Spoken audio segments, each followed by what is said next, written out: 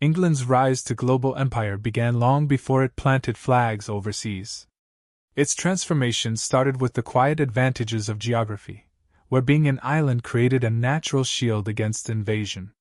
This allowed the country to develop without the constant destruction that shaped much of continental Europe. With its coastlines dotted by deep harbors and rivers pushing inland, England formed a culture tied to the sea. Fishing fleets hardened sailors, shipbuilders refined techniques, and coastal trade networks grew into a national economy bound together by maritime routes. This environment prepared England to think outward, even when it lacked the wealth or power of older kingdoms. The political shock that truly set England on its trajectory came after the Norman conquest. When William reshaped the kingdom, he imposed centralized authority that other European states would take centuries to achieve.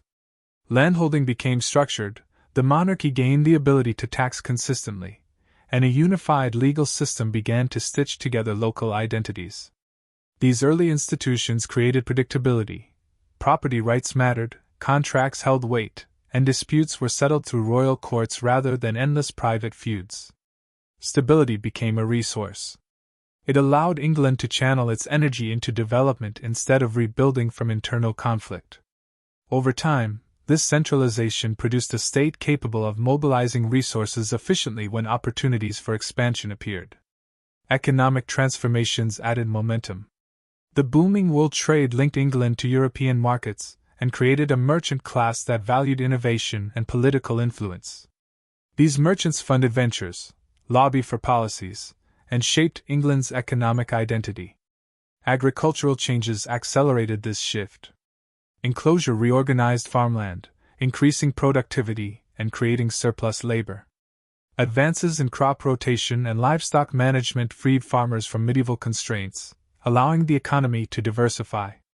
This combination, merchant capital, agricultural productivity, and a growing workforce, generated the financial capacity to support ambitious maritime undertakings. England had not yet become an empire, but it was developing the economic muscle that would sustain one. As commerce expanded, the navy evolved from an improvised wartime force into a professional instrument of national power. The Tudor monarchs, recognizing that the sea was England's greatest asset, invested heavily in shipbuilding. The emergence of the galleon, built for speed and maneuverability, turned English sailors into formidable rivals on the water. Naval dockyards standardized construction, and logistical planning improved supply reliability. Through fishing expeditions, privateering, and Atlantic ventures, a skilled seafaring population emerged. The Navy's growing professionalism meant England could protect trade routes, disrupt rivals, and support overseas ventures with increasing confidence. Religious upheaval also played a decisive role. The Reformation severed England from Catholic authority and placed it in ideological conflict with powerful neighbors like Spain and France. This break was not only theological, it reshaped national identity. Protestantism fostered a narrative of struggle and resilience, turning expansion into a mission justified by faith and survival. Groups facing persecution at home, such as Puritans, saw overseas settlement as both escape and opportunity. Their departures seeded early colonies, while the broader religious conflict gave political leaders reason to challenge Catholic empires abroad. The ideological energy of the era infused expansion with moral purpose and popular support. Early colonial experiments provided essential lessons. England's ventures in Ireland became a testing ground for plantation strategies, economic control, and military enforcement. Though harsh and controversial, these efforts taught administrators how to manage foreign populations, allocate land, and impose new systems. Across the Atlantic, failures like Roanoke revealed the dangers of underfunding and poor planning, while near disasters such as Jamestown exposed weaknesses in leadership and agricultural knowledge. Yet each setback produced adaptation. Joint stock companies emerged to distribute financial risk, settlers learned to cultivate new crops, and colonial governance became more flexible. These lessons did not create an empire instantly, but they built the operational knowledge needed to sustain one. By the time England truly began pushing outward, these foundations, geographic protection, institutional stability, economic transformation, naval innovation, ideological motivation, and practical experience were already firmly in place. None of these factors alone could have produced a global empire, but together they formed a system capable of rapid expansion once circumstances shifted.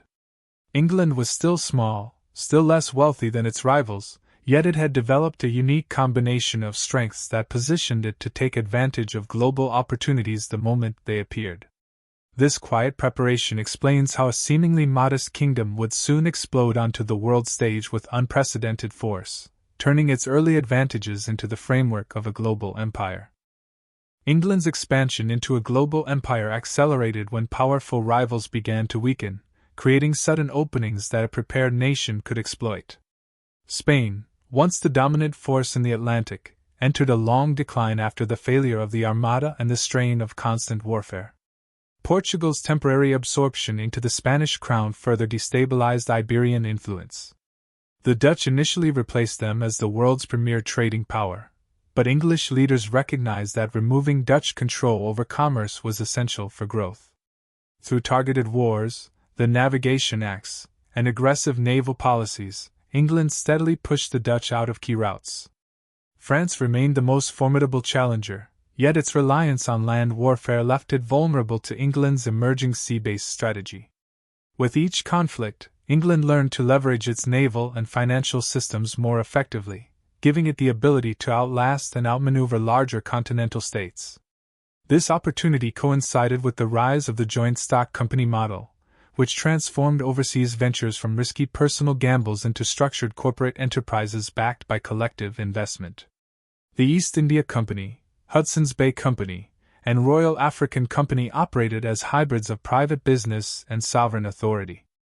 Investors shared risks, which encouraged ambitious missions, while charters granted companies the power to negotiate treaties, raise armies, build forts, and administer territories.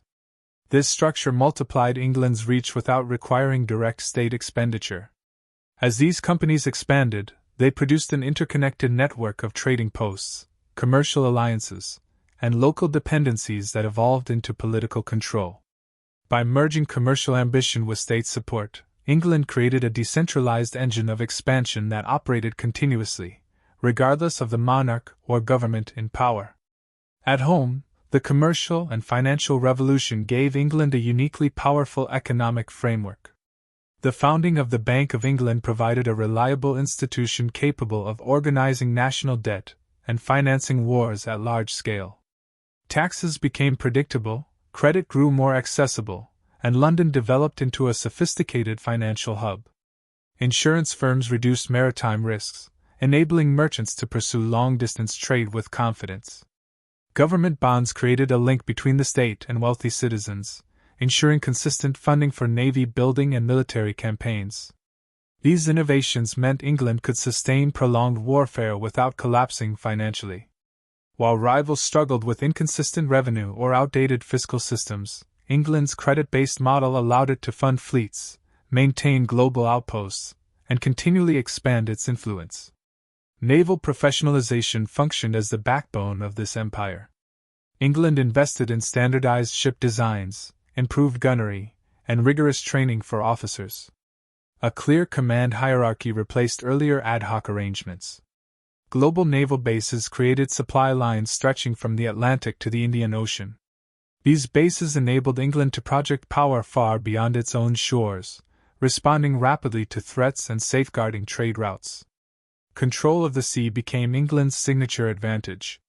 Instead of relying on massive armies, England used blockades, convoy systems, and strategic dominance to shape conflicts. Victory at sea often meant victory in diplomacy, war, and commerce, allowing England to control markets and territories with a fraction of the manpower required by continental empires.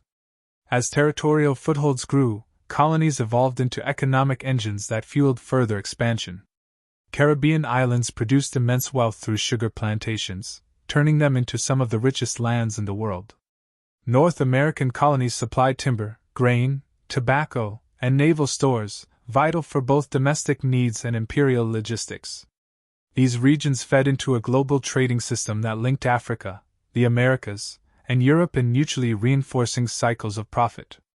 Each successful colony generated revenue that funded new ventures, built additional ships, and strengthened England's strategic position. The empire became self-financing, with colonial economies reinforcing the metropole and expanding its capacity for global action.